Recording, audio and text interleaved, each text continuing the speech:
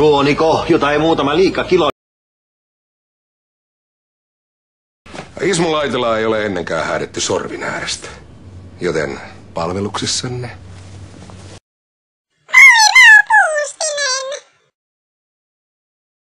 Kas niin. Moi! Hienolta näyttää. Otatko kahvia tai jotain? No, hyvä on.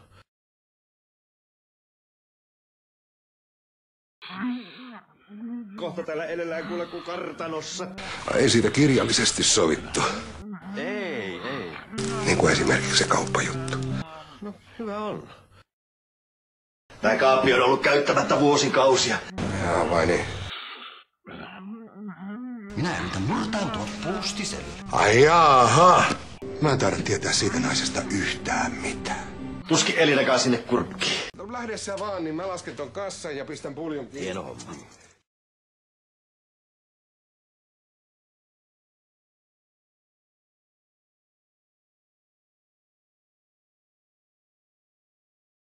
Jaa, täällä ollaan taas asian ytimessä.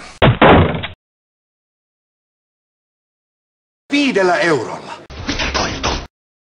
Reitti selvä.